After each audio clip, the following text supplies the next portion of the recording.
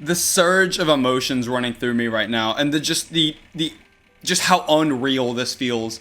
I never expected for me to beat Crimson Planet. This is never a level in my life I ever expected to beat, because it was always terrifying, and I guess the thought kind of was brewing in my head ever since Sonic Wave, because that was also a level I never thought I'd be able to beat. Whenever I was looking at this level, I was curious one night. I was like, what if? It was back in March, I think March 17th. I was doing a practice run. I was like, what if I beat Crimson Planet as a summer project? And here we are. The literal, probably the last day of the summer that I'm able to play Crimson Planet and stream it. I actually followed through with that. This dethrones Nell by a mile. This just, oh my gosh. We're gonna go through the level now. I'm gonna hit the escape. I'm gonna hit escape. Oh my gosh! Yes! This took me like 2 months. And I took like a month off too. This didn't take me long at all, dude. 44,281. So this is not the most attempts I have ever taken, and it also didn't beat Nelv. I think it's only fitting if I do a review of Crimson Planet. This feels unreal. Like this above Sonic Wave, above Nelv, above anything, seeing the fact that I've beaten Crimson Planet is absolutely unreal. Crimson Planets. I guess I'll start off with saying that this is a level I never expected to beat. I remember seeing this level whenever I first joined the community, around whenever Bloodlust was verified, looking at this and going, this does not look possible. Seeing Wushi verify this was unreal, and like, I didn't know how hard it was compared to Bloodlust because it didn't get rated for like a year, but I always just figured this level was impossible. And I always looked at that level and I was like, this level is so cool, but I will never be able to beat this. I never even messed around with the idea, bro. That was until I beat Sonic Wave a couple months ago. So, with Sonic Wave, that was also a level I never thought I would beat. And after Sonic Wave, I'm like, you know, I pushed myself to beat that. I wonder what else I could push myself to beat. And one night I got bored and decided, what if I was actually practicing Bloodlust that night. And I'm like, I kind of feel like this would be underwhelming. And I'm like, I kind of want to look for a different hardest. And then I saw this and I did a practice run. And I did, like, I believe, trust the ship to 100, and I wondered, what if I just beat Crimson Planet?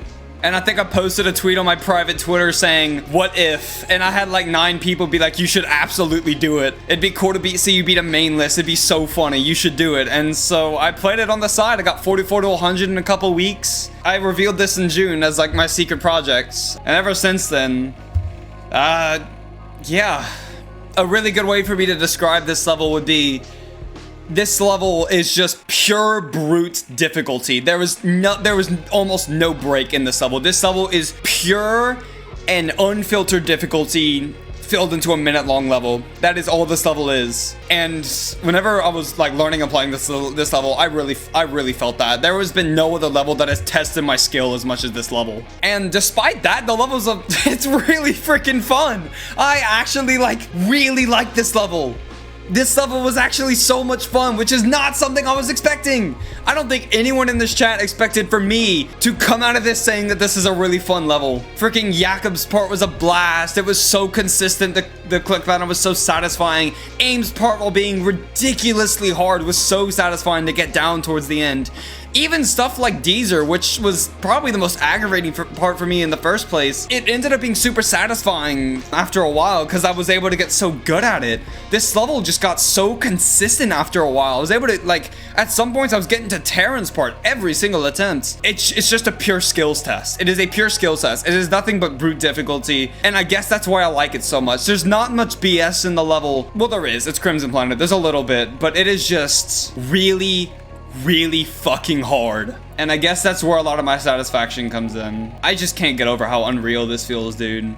Crimson Planet is a level I never thought I would beat, but now that I've beaten it, I honestly, I think I would recommend this. I don't know if I'd recommend it as a hardest because this level, especially today, really tested me. This is definitely a test, and I'm so glad I was able to pull through with this. But yeah, I beat Crimson Planet, new hardests, so much harder than Nelv. Like, it's not even funny how hard this is. First main list since 2022, which feels absolutely amazing to have another main list. I guess the last thing I'll have to say before I cut the video off will be, I'm not stopping here.